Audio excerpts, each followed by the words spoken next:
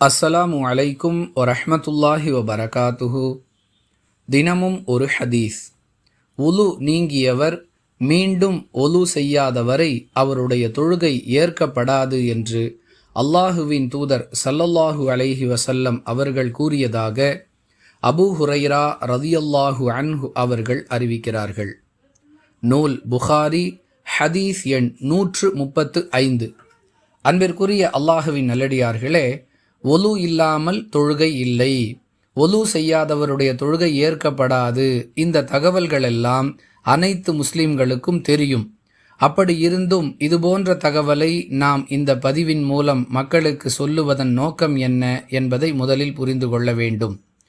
தொழுகைக்கு ஒலு அவசியம் என்று தெரிந்து வைத்திருக்கக்கூடிய இஸ்லாமிய சமூகத்தைச் சேர்ந்த மக்களில் அதிகமானவர்களுக்கு தொழுகைக்கு மட்டும்தான் ஒலு அவசியம் என்பது தெரியாது.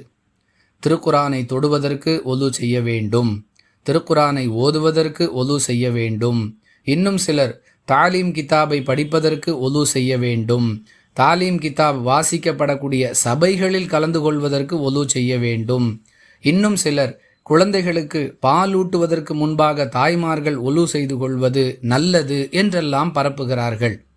அன்பானவர்களே, இந்த கருத்துகளுக்கும் இஸ்லாத்திற்கும் எந்த சம்பந்தமும் இல்லை. இஸ்லாத்தை பொறுத்தவரை ஒலு கட்டாயமாக்கப்பட்ட ஒரே ஒரு நிகழ்வு தொழுகை மட்டுமே. இதை தவிர வேறு எந்த இடத்திற்கும் ஒலு செய்வதை அல்லாஹுவோ அவனுடைய தூதரோ அவசியமாக்கவில்லை. சில இடங்களில் ஒலு செய்வது சுன்னத், அதாவது செய்தால் நன்மை, இல்லை என்றால் குற்றமில்லை. அவை எந்தெந்த சந்தர்ப்பங்கள் என்பதை வேறு பல பதிவுகளில் நாம் மிக தெளிவாக விளக்கி இருக்கிறோம்.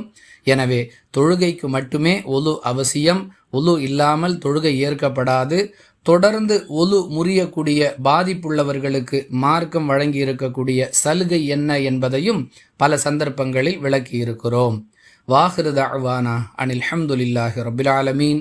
அஸ்ஸலாமு அலைக்கும் வரஹ்மத்துல்லாஹி வபரகாத்துஹு.